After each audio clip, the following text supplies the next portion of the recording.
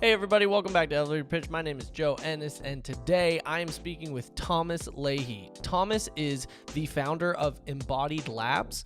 Embodied Labs is a company that creates virtual experiences in VR as well as just through your computer to help caregivers and businesses of different sorts, but mainly in caregiving and the elderly fields, basically experience what it's like from their client or the people they're serving's point of view. This way people can get a better understanding of exactly how they should be approaching different people that they're taking care of, different clients that maybe they're working with, different people that they're serving in whatever business they're offering. And it's a really cool way to kind of just get in the shoes of people that may be experiencing different handicaps or traumatic events, and understanding how to work with them the best way possible and serve them the best way possible. I thought it was a really cool episode. Thomas and his team are using VR in a very interesting way that I don't think we've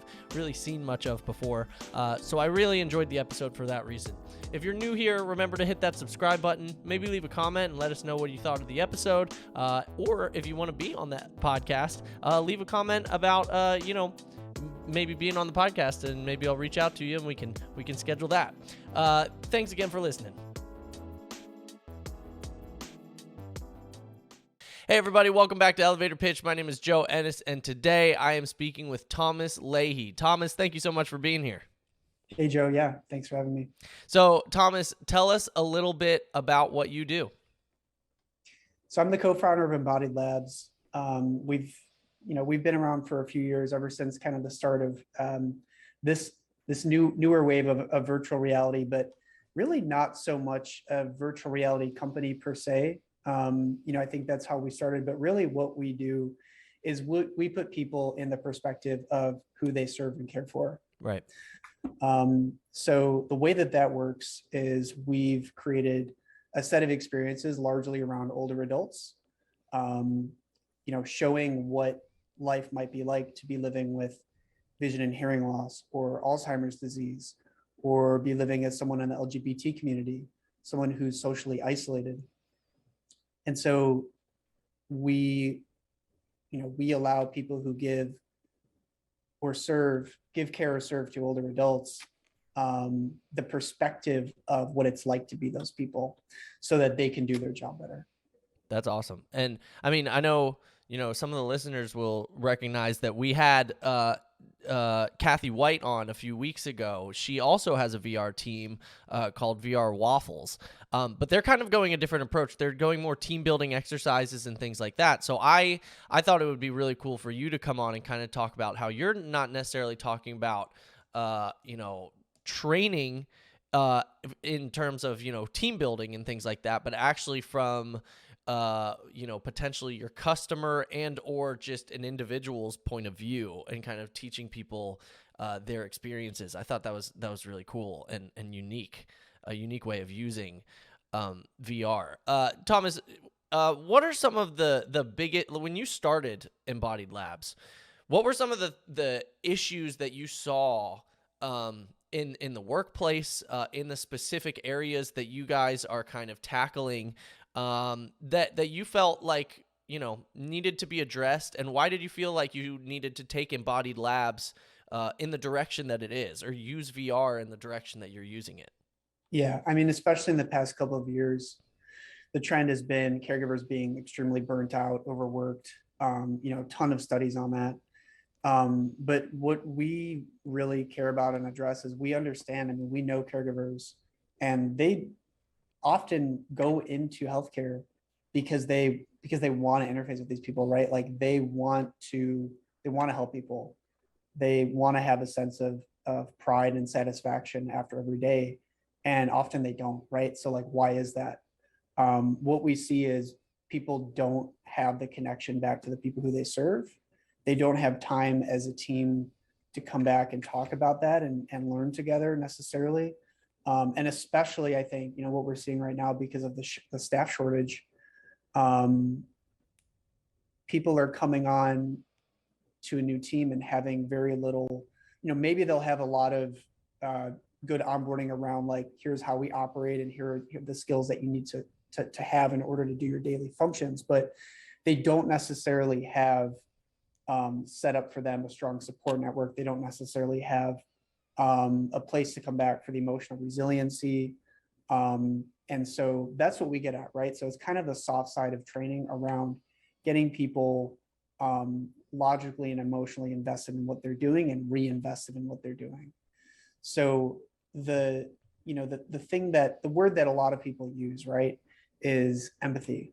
And I think empathy is great, right? Empathy kind of, we all have different ideas what it's like to have empathy, but like the most, colloquial definition of it is empathy is putting yourself in someone else's shoes, right? So it's not being yourself and trying to imagine, it's putting yourself in someone else's shoes. And like, I argue that nobody could actually empathize unless you've completely been someone else. Because like, Joe, you and I maybe have been through really similar things in our life, but we process them completely differently. So if I'm going to be like, oh, I know what that's like. No, I don't. I have no idea what it's like to be you. Unless I were to take your brain and like put it in my head and then wire it up exactly how it is for you, then maybe I would know. But like, I just don't. So the best thing that we have is media, right? Media is, it's, every media form has its pros and cons, right? I mean, you could read a really lovely book about something and imagine with your own mind and your own experiences what the tree or what that person's house looks like or what their partner looks like. But a lot of that is left up to your imagination. And like, I mean, I don't know about you, but when I'm reading a book, I have a terrible visual imagination. I'm the opposite. I have like I'm all visual. I need to be able to picture it or I don't get it. So that's great. That's great. Although if someone's really visual, there might be a lot of assumptions that someone makes, right? And so what we do is it's kind of, I would say it's in between like a kind of a more clinical case and a really traditional story, right? So what we're doing is we're creating health stories, and we either create these in house or work with organizations who are customers. But we will, let's just say we're creating experience around what it's like to live with Alzheimer's disease, right? So we will interview people who are subject matter experts, people who've worked and given care for older adults with Alzheimer's disease, or people who are in the early stages of living with that, right? And so we'll craft that narrative and we'll craft a script and then create a whole virtual reality experience, right? And it's not so much about the virtual reality, it's just about like putting yourself in the perspective of that person and seeing, what it's like to have hallucinations or sensory impairments, right? Maybe I can't understand, for example, in the Beatrice lab, maybe when people are talking to me, it sounds really jumbled up and like people are not saying the right words and they're out of order. Or maybe I'm hallucinating, having people come into my living room and yell at me, right? And having kind of a reliving my past. So like, those are moments that we really try to show people to get them to say or see something that they haven't yet before. Yeah, that's awesome. And I know, we had a meeting before this podcast a little bit talking a bit more about this. And I know even just to kind of apply it to my own experience just in the workforce and just, in business, one of the things that my previous company was doing was not necessarily specifically, individuals that might be struggling with, different health impairments or whatnot. But just the idea of like profiling clients or profiling customers was like a big thing for us, and it's fascinating, and I think it's really cool that you guys you're going a similar approach, but you're really trying to profile just individuals that have different lives and different things going on. and you're trying to highlight those to kind of bring awareness to how they're, how they're experiencing life compared to, the average Joe, Mhm. and to kind of, help people understand how different people deal with different things. And I think that's really, really cool. That kind of goes into my next question. But and you kind of answered it, and I think the whole company, especially, because of how we've talked to people about VR before. But my next question is what sets your business apart from someone in the same field? And I think, you could kind of go and say that you're using VR to show experiences of other people and not necessarily a new experience altogether. But would you add anything to that? Yeah, so like in the same field, it's a little bit harder to find, and here's why. So, um, what I would just kind of, and what you were just talking about, Joe, is it's like there are many ways that companies try to understand who their customers are. You could build personas, you could do customer interviews, but um, at the end of the day, what we do is, and like what we believe and what I believe, and why I started this company, is like if companies could understand the people who they either serve or who they're building their products for or who they're selling and marketing to, and align on that as a company, like individually as teams. um I think the way that we do business would be better, Yeah. and there's only so much we could do to understand each other right now.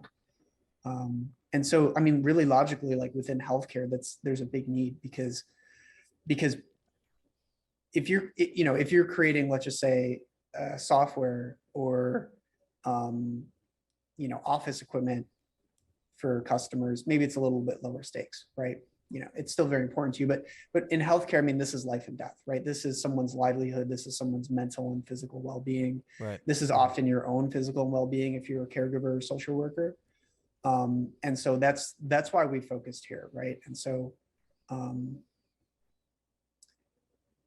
in thinking about other ways that caregivers and social workers are prepared for their jobs, honestly, a lot of it is hard skills, right? So it's, how do you identify someone's current state, or how do you approach someone if they're having an emergency or if they're agitated? All that stuff is very important, and it's important to have practical hands-on skills. But I think a lot of problem solving is, it's not memorization, and it's not, okay, I'm in the situation, what are the steps? It's problem solving from experience, right? And if you haven't had experience, or if you've maybe had experience but what you're doing isn't working, then ultimately it's about putting someone into experience. And if someone hasn't been on the job, then it makes sense to give them an experience that they will have. And so I think, if you take on the empathy and perspective of another approach, it's solving problems outside of your own head and solving them from the other person's perspective, because ultimately that's who needs the problem solving. Right. That's awesome. That's great.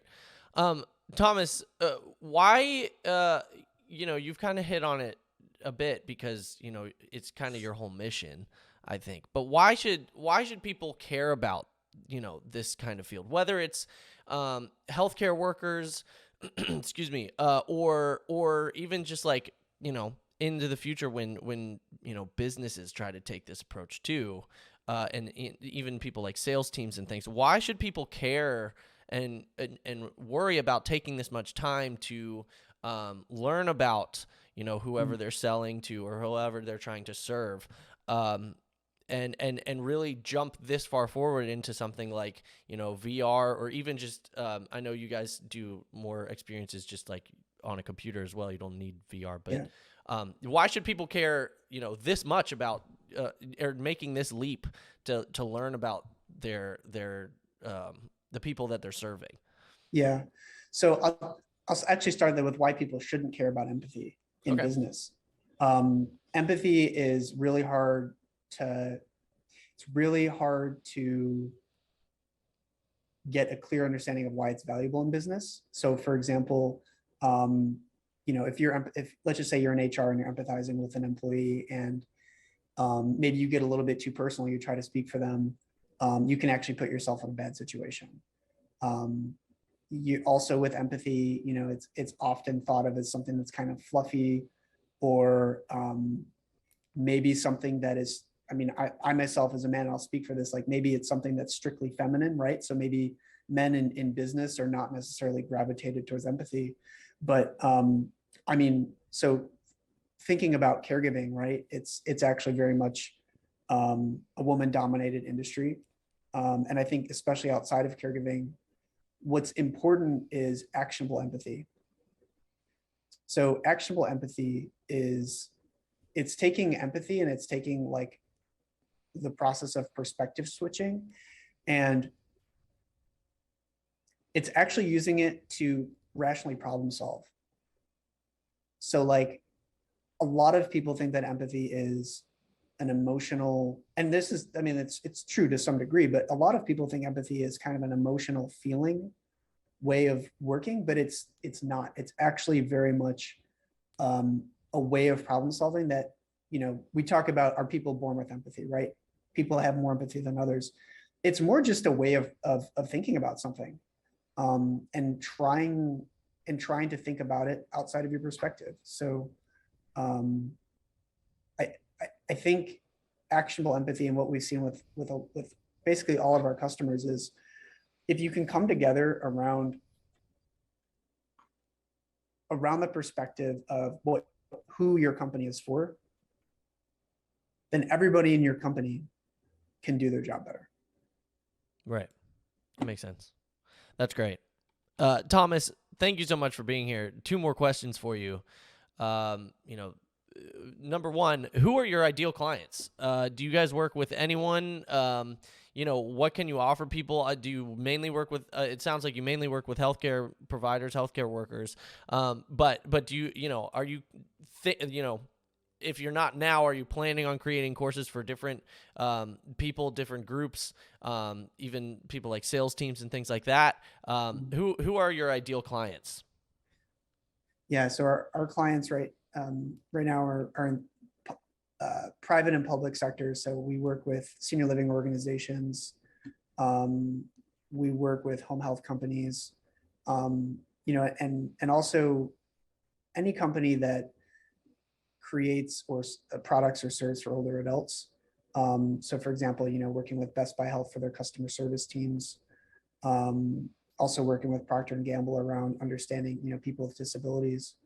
So, that's kind of the private sector. Then on the public side, we work with county level organizations who, maybe area agencies on aging, or like adult protective services. And then, as far as how we engage with them, obviously we have all the experiences that we have. They generally will use, several of those and how they're training their staff. But like I said, we also create experiences with organizations. Cool. And then finally, we have learning journeys, which are led by an Embodied Labs facilitator to basically take like groups of staff through the experiences that we've created. Cool. Awesome. That's great.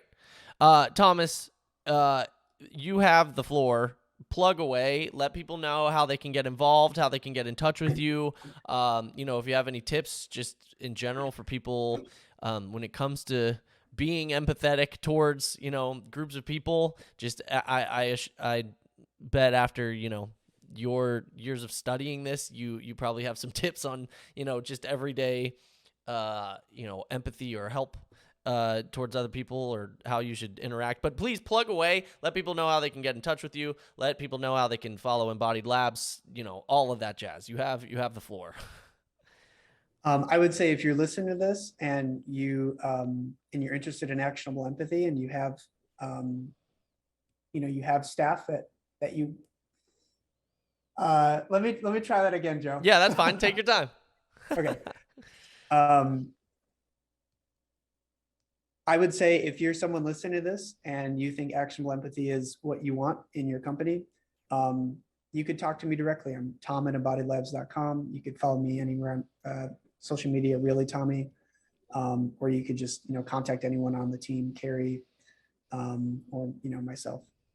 Awesome. And listeners, as always, all of the links to everything Thomas Leahy and Embodied Labs will be in the description of this episode, whether you're listening on Apple or Spotify or you're watching on YouTube. So thank you again, Thomas, for being here. I appreciate it. I think the work that you're doing is going to be extremely needed even more and more as we continue on. It seems like it's becoming more and more of an issue that we need to, start worrying about more than we do now, especially in the business world. But again, thank you so much for coming on. Yeah. Thank you too. Hey, I want to thank Thomas one more time for coming on. It was a really great episode. I really liked it. Remember, if you're new here, hit that subscribe button right above my head. If you're listening, hit that subscribe button to whatever platform you're on. If you're on YouTube, you can also hit one of these episodes right next to my head over here and listen to another episode. Thank you again, Thomas, for coming on. Everyone, have a great day.